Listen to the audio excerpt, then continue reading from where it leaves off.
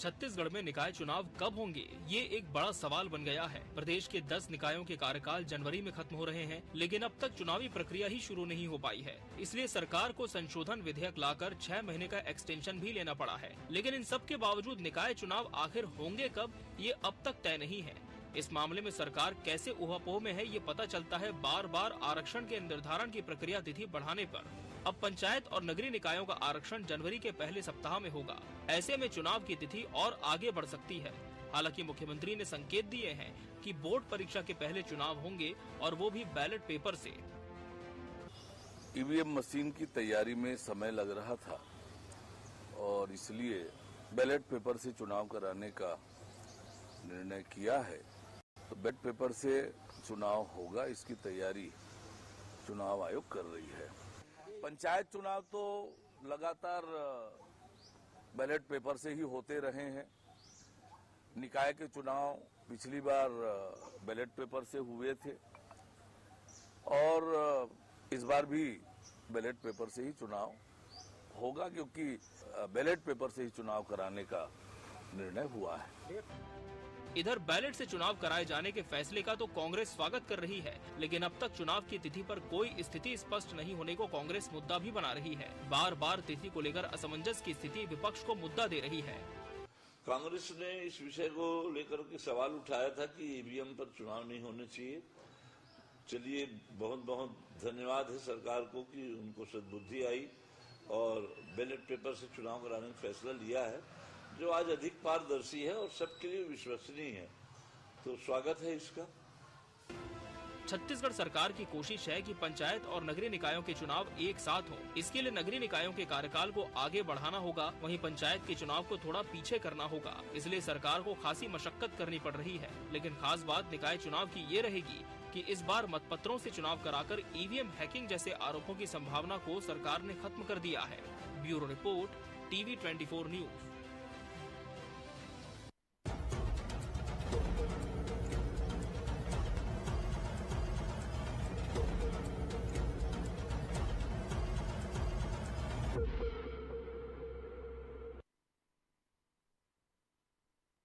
नमस्कार, मैं हूं मोहन तिवारी। आज के मुद्दे में आपका स्वागत है और आज का मुद्दा हमारा आधारित है छत्तीसगढ़ में होने वाले निकाय चुनाव पर। और ये निकाय चुनाव की तारीख कब आएगी, इसका इंतजार सभी लोग कर रहे हैं। हर दिन ऐसा लगता है कि आज ये तारीख घोषित हो जाएगी, लेकिन कहीं ना कहीं कुछ ऐसे संकेत मिल जाते हैं, उससे ऐसा प्रतीत होता है कि अभी फिलहाल तो ये चुनाव नहीं होंगे। चुनाव आखिर होंगे कब और आखिर किस तरीके से होंगे, इसको लेकर आज एक बड़ा संकेत मिला है उप मुख्यमंत्री अरुण साव के द्वारा। और अरुण साव ने जो बातें कही है उसके मुताबिक मतपत्र से चुनाव होंगे और बोर्ड परीक्षा के पहले चुनाव होंगे। ऐसे में साफ संकेत है कि फरवरी मार्च में ये चुनाव होंगे और उसके लिए कौन सी पार्टी कितनी तैयार है और जो फैसला लिया गया है ईवीएम से नहीं बल्कि मतपत्र से चुनाव होंगे, इसका क्या पॉलिटिकल असर होगा, इसी पर आज हम बात करेंगे। तो पहले मिल लेते हैं उन मेहमानों से जो इस चर्चा में हमारे साथ रहेंगे। हम बहुत स्वागत करेंगे। हमारे साथ मौजूद है हमारे स्टूडियो में कांग्रेस का पक्ष रखने के लिए मनीष दयाल जी, बहुत स्वागत है आपका। हमारे साथ मौजूद है स्टूडियो में इस पूरे प्रकरण को राजनीतिक विश्लेषण के जरिए हमारे साथ शेयर करने के लिए वरिष्ठ पत्रकार प्रकाश चंद होता जी, बहुत स्वागत है आपका। और बीजेपी का पक्ष रखने के लिए हमारे साथ मौजूद है गोपाल सामंतो जी, बहुत स्वागत करेंगे आपका। तो तीनों मेहमान हमारे साथ मौजूद हैं और जो रिपोर्ट है हमारी उसमें आपने देखा होगा कि किस तरीके से ऊहापोह में सरकार दिखती है, लेकिन एक निर्णय साफ कि मतपत्र से होंगे चुनाव। एक एक करके प्रतिक्रियाओं का दौर शुरू करते हैं। सबसे पहले गोपाल के पास चलते हैं। गोपाल सामंतो जी, आखिर क्या मजबूरी आ गई कि चुनाव समय पर नहीं हो रहे हैं, 6 महीने एक्सटेंड किया गया, फिर भी तिथि को लेकर जो है असमंजस की स्थिति है। कहा जा रहा है कि जनवरी में आचार संहिता लगेगी, मार्च में चुनाव होंगे, फिर कहा जा रहा है उसके बाद होंगे। आखिर ये स्थिति क्यों बनी हुई है, क्यों निर्णय नहीं हो पा रहा है?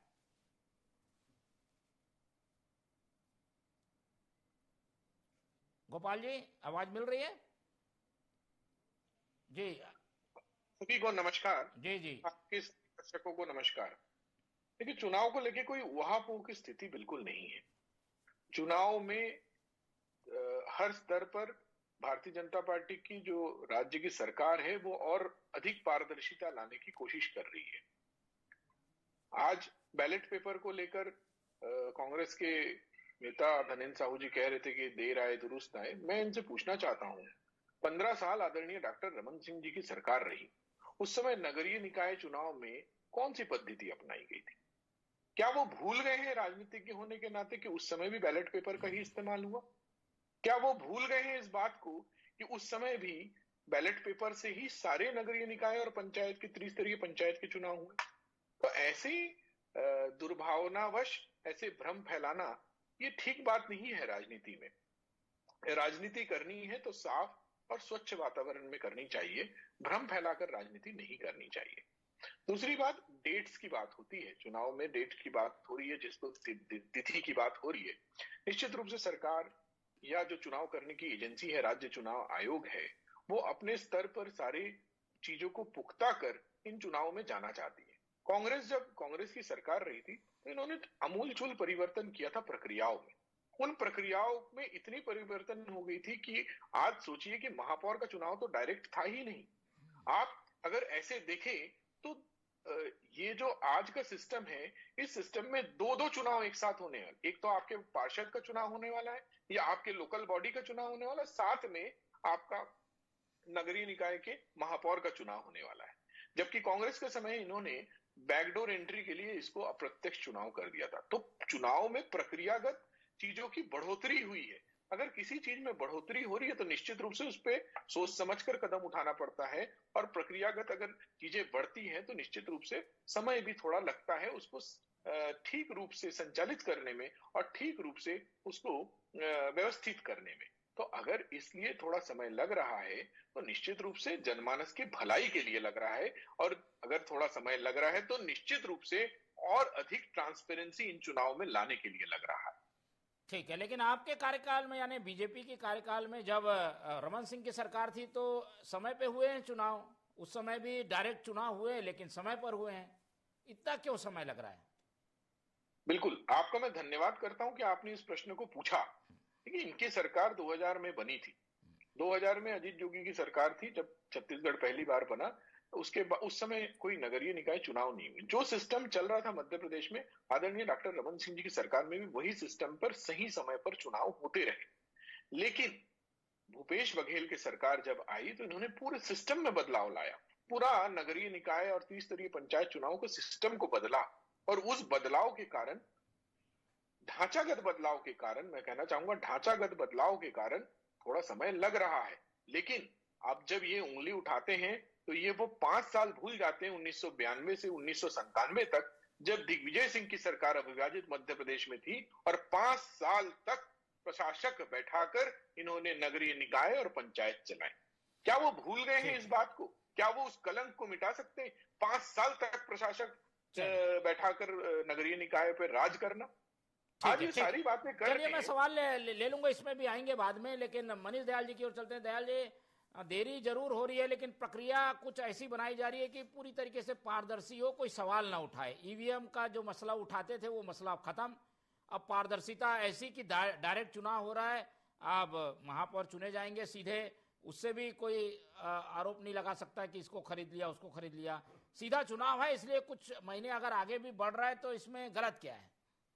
देखिए मोहन भाई, मैं आपकी जो न्यूज की स्टार्टिंग हेडिंग थी मैं बहुत ध्यान से सुन रहा था। अरुण साहू जी जो बोल रहे थे उन्होंने एक शब्द का प्रयोग किया था, चूंकि ईवीएम की व्यवस्था नहीं हो पा रही है इसलिए हमने बैलेट पेपर का उपयोग इस बार चुनाव में कर रहे हैं।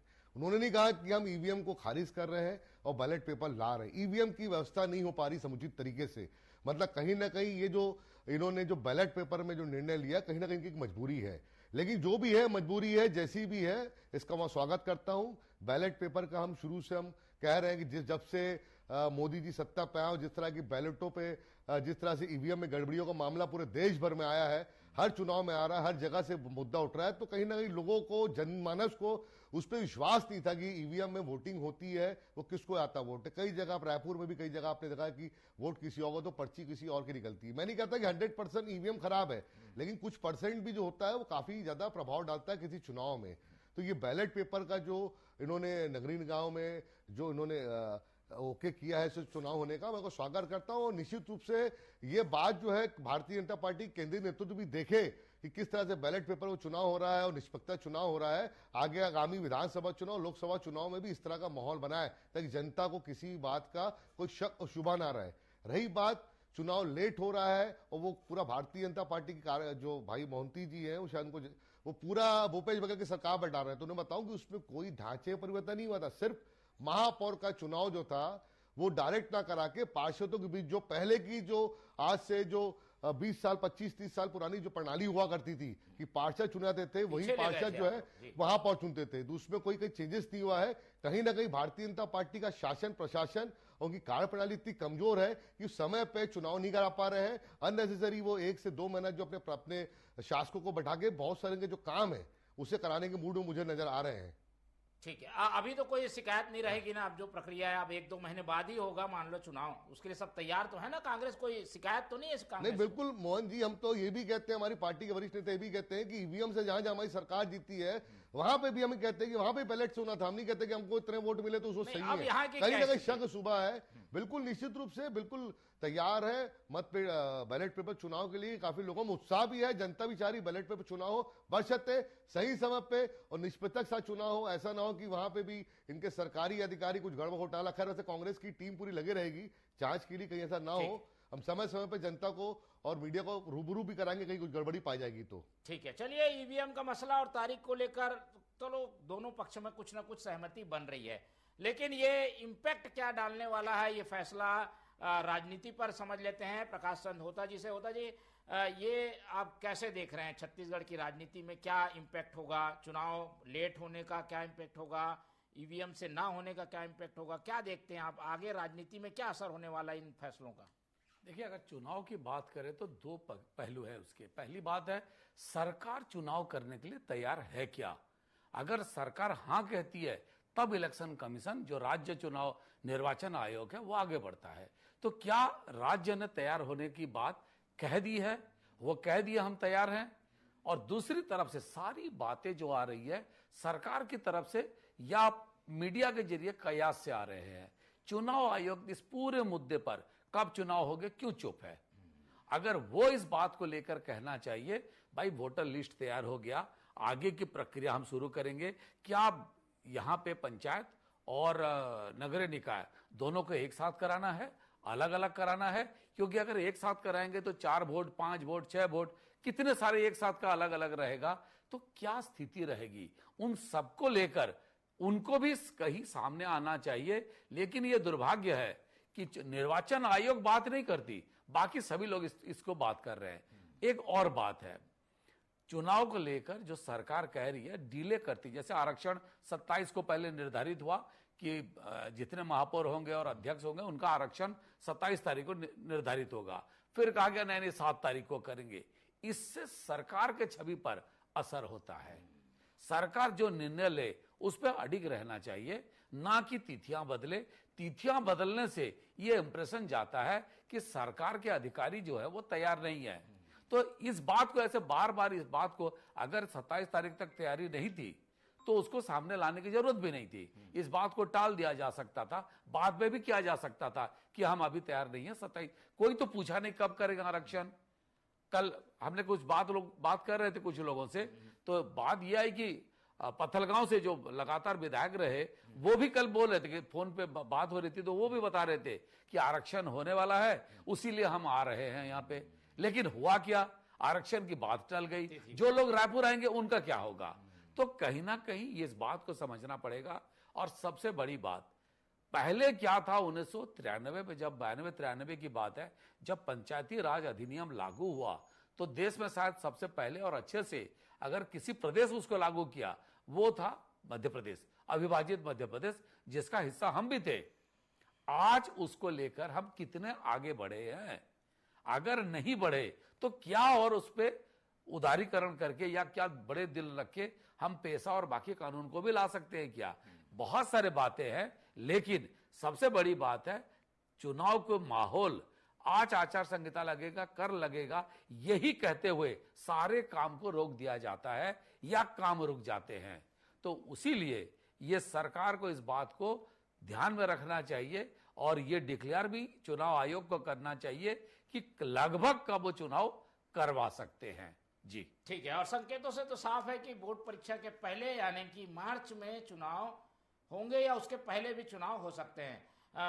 गोपाल जी की ओर चलते। गोपाल जी, उंगलियां सरकार की ओर, बार बार लोग पूछ रहे हैं भाई चुनाव कब होगा। एक संकेत पता चलते हैं कि आरक्षण कर दिया गया, अब करीब 45 दिन के अंदर चुनाव हो जाएंगे, लेकिन तिथियां 2 बार बढ़ गई। वार्ड का 1 बार बढ़ा, अब महापौर का बढ़ गया, फिर पंचायतों का बढ़ गया। ये कुछ लग रहा है कि तय नहीं कर पा रही है सरकार, कहीं ऐसा संदेश तो नहीं जा रहा है? मोहन जी, इसमें एक बहुत टेक्निकल विषय है, एक तकनीकी विषय को हम चूक जाते हैं कई बार चुनाव पे, नगरीय निकाय चुनाव पे जब हम बहस कर रहे हैं, एक बहुत तकनीकी विषय को हम बार बार छोड़ देते हैं। क्या चुनाव करवाना राज्य शासन की जिम्मेदारी है कि राज्य चुनाव आयोग की जिम्मेदारी है?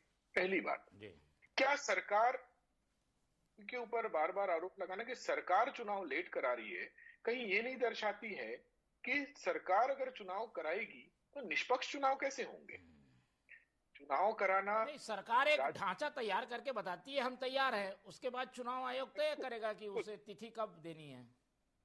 निश्चित रूप से मोहन जी, क्या हम इस बात को हम कह सकते हैं कि जैसे आपने कहा कि आज आचार संहिता लगेगा कि कल आचार संहिता लगेगा, क्या विधानसभा चुनाव में ये परिस्थिति नहीं होती? क्या केंद्रीय चुनाव में ये परिस्थिति नहीं होती कि आचार संहिता कब लगेगा ये लोगों को नहीं मालूम होता और आचार संहिता अचानक लगता है? ये तो सालों साल, मतलब आज हम जब से राजनीतिक क्षेत्र में होंगे या जब से हमको राजनीतिक समझ आई होगी अपने जीवन काल में, तब से हमने कमोबेश यही परिस्थिति देखी है कि किसी को आचार संहिता का डेट पता नहीं होता है, और आचार संहिता का डेट अगर पता चल जा रहा है इसका मतलब चुनाव सेट है, इसका मतलब है वर्तमान सरकार चुनाव को चला रही है।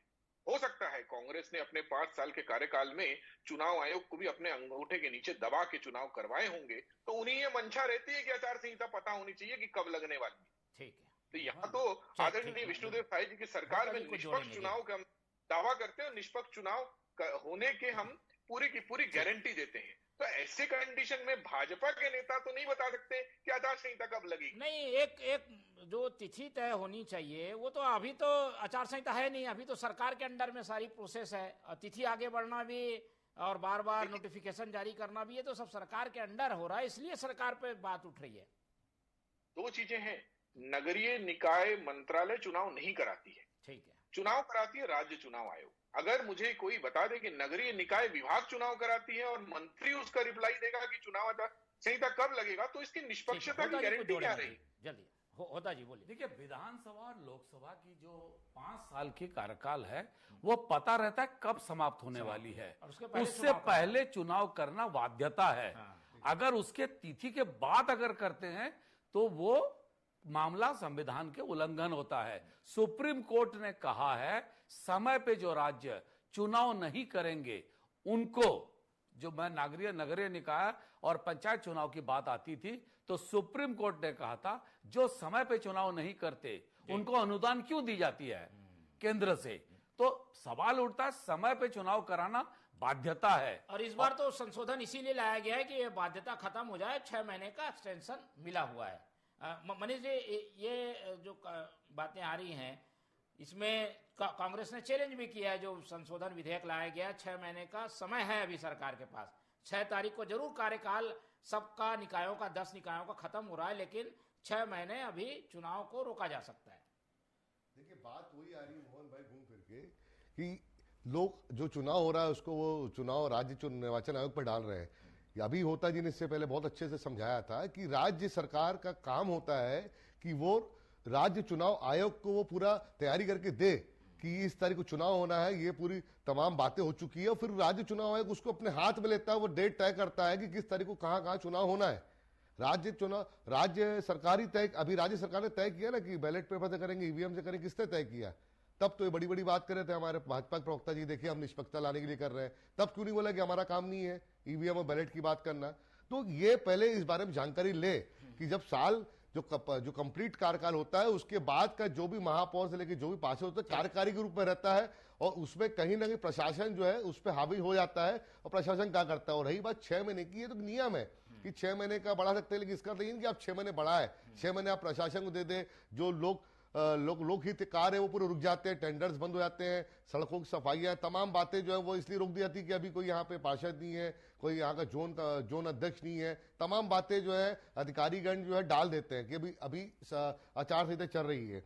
अब दूसरी चीज जो एक महत्वपूर्ण चीज मैं आपके नॉलेज में डालना चाह रहा हूं कि जैसे आचार संहिता लगेगी उसके 45 दिन के अंदर चुनाव कराना है, जनवरी यदि 15-20 तारीख को लगती है, यदि अंदाजा लगाते हैं तो उसके बाद तो फरवरी मार्च में तो इलेक्शन एग्जाम से फरवरी से 10 के है, फिर 12 के है, तो मुझे नहीं लगता है कि यदि ये तुरंत ना करे तो मुझे लगता है कि मई के पहले, अप्रैल मई के पहले चुनाव होना मुझे नहीं लगता है कि पॉसिबल है। गोपाल जी, यही आशंका है लोगों को कि ये मई तक ले जाना चाहते हैं, फिर पंचायत चुनाव का भी समय आ जाएगा, उस समय चुनाव कराएंगे, दोनों चुनाव एक साथ हो जाएंगे, ऐसे संकेत मिल रहे हैं।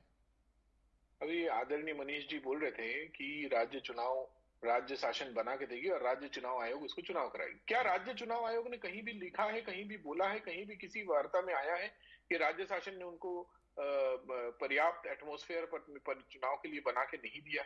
किसी जगह पे राज्य चुनाव आयोग ने ये बोला है क्या? ये कांग्रेस का भ्रम फैलाने का तरीका है। ये कांग्रेस बार बार बोल रही है कि राज्य शासन जिम्मेदार है, राज्य शासन जिम्मेदार है। अगर भाई आपको लगता है कि राज्य शासन जिम्मेदार है, राज्य शासन, तो आप मुझे वो वर्जन बता दीजिए राज्य चुनाव आयोग का जहां पे उन्होंने राज्य शासन को जिम्मेदार बताया होगा लेट के लिए। और आप भी राजनीति में काम कर रहे हैं, भारतीय जनता पार्टी भी काम कर रही है, अगर आपको सवाल पूछना है राज्य चुनाव आयोग से पूछिए। क्या आपने राज्य चुनाव आयोग से एक भी बार सवाल पूछा है? क्या आपने कोई पत्र व्यवहार किया है? क्या आपने कोई पत्र लिखा है? ये मीडिया पे बोलना से काम नहीं होता है। मेरा कांग्रेस के प्रवक्ता दोस्त से, मित्र से यही निवेदन है कि आपने राज्य चुनाव आयोग से कोई भी पत्र व्यवहार किया है तो उसका जिक्र करिए, चलिए, जिसमें आयोग ने ये लिखा हो या बोला हो कि नहीं राज्य सरकार तैयार नहीं। मतलब आपका कहना है कि राज्य जो चुनाव आयोग का फेलियर है, कहीं ना कहीं वो काम नहीं कर पा रहा। जी, निश्चित रूप से आपकी बातों को हम आगे पहुंचाएंगे कि आपने तो अपना पल्ला झाड़ लिया है, राज्य चुनाव आयोग को डाल दिया है, चुनाव आयोग को एक सिस्टम बना के देना होता है, उसके बाद चुनाव। आपने जो कहा कि सरकार का दायित्व नहीं है, राज्य चुनाव आयोग का राज्य शासन बिल्कुल निश्चित रूप से बात करेंगे। आपने जो बात की है बिल्कुल निश्चित रूप से विपक्ष की पार्टी की हैसियत से राज्य चुनाव के कल प्रमुख से पूछेंगे कि भाई राज्य सरकार ने सब ओके किया, आप चुनाव क्यों डिले कर रहे हैं, निश्चित रूप से पूछेंगे। ठीक है, चलिए, ये ठीक है, ये इस विषय पर नहीं बढ़ते, हम आगे बढ़ते हैं। नहीं, निश्चित रूप से पूछेंगे आप उससे। ठीक है, चलिए, देरी हो रही है, लेकिन उसके लिए प्रक्रिया सरकार जरूर अपनानी है। होता जी, ये जो प्रक्रिया अपनाई गई है, इसके हिसाब से सरकार को भी पता था कि कुछ समय लगने वाला है। भारतीय जनता पार्टी सरकार जैसे मंशा मत करिए कि भारतीय जनता पार्टी की सरकार चुनाव कराएगी। ये निष्पक्ष चुनाव में विश्वास रखते हैं हम। आपने अभी कहा है कि राज्य चुनाव आयोग जो है उसी कैंडिडेट बढ़ रही है, कहीं ना कहीं आपने उस राज्य चुनाव आयोग पे आपका ठिकरा फोड़ा। हम उससे पूछेंगे कि भाई सरकार की तरफ से कोई मदद आपको सब मिल रही है तो आप क्यों लेट कर रहे हैं? नहीं, समय क्योंकि बढ़ गया है, कार्यकाल के लिए 6 महीने का एक्स्ट्रा समय है। चलिए, दोनों चुनाव आयोग का इसमें कोई भूमिका नहीं है। ठीक है, चलिए, अगर प्रकाश जी इसमें कुछ ऐड ऑन करिए। ये कुछ भ्रम की स्थिति बन रही है बार बार कि कौन है जिम्मेदार, इसको लेकर क्या कहेंगे आप? एक्चुअली सवाल उठता है, इतनी जल्दी चुनाव किसको चाहिए? ये मांग उठ रही है क्या? कार्यकाल कब खत्म हो रही है और पंचायतों की स्थिति क्या है, इसको लेकर कोई चर्चा नहीं कर रहा है। चर्चा किस बात पे हो रही है? ये मुद्दा किसने उठाया कि भाई चुनाव करना चाहिए? ये गाहे बगाहे जिस तरह से नेता बयान देते हैं ना, हम चुनाव के लिए तैयार है, किसने कहा कि हम किस प्रक्रिया के तहत चुनाव कराएंगे? भाई शांति से रहिए, स्थिति अपने समय पे चीजें होते तो शायद इतनी हड़बड़ी नहीं होती। आज जो बात कह रहे हैं हम, ठीक, एग्जाम से पहले, परीक्षा से पहले हम चुनाव करा देंगे। एग्जाम फरवरी में शुरू हो जाएगा, मार्च अप्रैल तक जाएगा, तो आप कैसे कराएंगे? इसके बाद अब देखिए, इतनी गर्मी, तपती गर्मी में कराएंगे या कब तक 6 महीने का सिस्टम ले जाएंगे? तो सवाल उठता है। सवाल उठाने से बेहतर है कि स्थिति को स्पष्ट कर देना चाहिए। भाई, हम ये जो कानून ला रहे हैं, हम कुछ प्रक्रिया को परिवर्तन करना चाहते हैं, और जैसे ईवीएम के बजाय हम बैलेट पे लाना चाहते हैं, तो बैलेट के लिए जो प्रक्रिया होना चाहिए, बॉक्सेस की जरूरत है। क्या सरकार के पास बॉक्सेस है? ये तो इलेक्शन कमीशन का काम नहीं है। क्या जिस तरह से प्रिंटिंग होगा, लगातार आ रहा है नीट परीक्षा या बाकी चीज पे आए कि भाई ये सीक्रेट रहेगा क्या? जो बैलेट पेपर होगा उसका प्रक्रिया टेंडरिंग होगी, वो छपाई होगा, तो वो देखिए अभी तक आज ही अरुण साहू जी ने कह दिया कि हम बैलेट पे जाएंगे, इसका मतलब इसका टेंडर भी तो होगा, तैयारी चल रही थी। जी जी। तो सारे चीज जब आप करेंगे एक एक करके, उसका कैबिनेट का डिसीजन हो गया क्या? और कैबिनेट के डिसीजन के बाद एडमिनिस्ट्रेटिव डिसीजन होगी, फाइनेंस मिनिस्ट्री तक जाएगी, फाइनेंस उस पर हाँ बोलेगा, फिर पैसा रिलीज होगा, टेंडरिंग होगा, बक्सा भी बनेंगे और साथ में बैलेट पेपर भी बनेंगे। ये जो प्रक्रिया होगा, क्या ये 15 दिन में संभव है? नहीं है। जो बक्सा हमारे पास मौजूद था उसकी क्या स्थिति है? और सबसे बड़ी बात है कि कल अगर कोई चुनाव का कहीं अगर अदालत में पहुंच गया कि मीमांसा नहीं हो पाया, तो कोर्ट कहती है कि आप उसको सुरक्षित रखिए, तो हमारे पास उसका क्या व्यवस्था है? इन सारी बातों को देखना होगा और तभी हम बात करना चाहिए। लेकिन नेता तो नेता है, उनको तो राजनीति पे बात करनी है, तो सभी लोगों ने मिलकर बोल दिए चुनाव जल्दी होना चाहिए। और कोई ये नहीं कह रहा कि आखिर पंचायतों का या नगरीय निकायों का कार्यकाल कब खत्म हो रहा है, और अगर खत्म होगा तो उसके जो विकल्प व्यवस्था क्या हो सकती है। ठीक है। और सरकार ने जो व्यवस्था की है उसके मुताबिक 6 तारीख के बाद प्रशासक बैठ जाएंगे और उस दौरान कभी भी चुनाव की घोषणा हो सकती है, ऐसे संकेत मिले हैं। और जैसे कि बोर्ड परीक्षा के पहले की तारीख आ रही है, तो करीब मार्च के महीने में वोटिंग हो जाएगी। गिनती क्योंकि अलग जगह होती है, इसलिए स्कूलों की जरूरत नहीं पड़ेगी। स्कूलों की जरूरत वोटिंग के दौरान पड़ेगी, तो वो बोर्ड परीक्षा के पहले जरूर सरकार चुनाव कराने की कोशिश करेगी। उस पर भी हमारी निगाह बने रहेगी। आज की चर्चा के लिए समय इतना ही है, इसलिए इस चर्चा को यहीं खत्म करते हैं। इस पूरी चर्चा में हमारे साथ मनीष दयाल जी जुड़े, उनका बहुत धन्यवाद। हमारे साथ प्रकाश चंद होता जी जुड़े, उनका बहुत धन्यवाद। और गोपाल जी ने हमें अपना कीमती समय दिया, उनका भी बहुत बहुत धन्यवाद। तो तीनों मेहमानों का धन्यवाद करते हुए आज की ये चर्चा ही खत्म करते हैं और आप लोग से रखते हैं उम्मीद कि आप लोग देखते रहेंगे टीवी 24। रखिए अपना बहुत ख्याल। नमस्कार।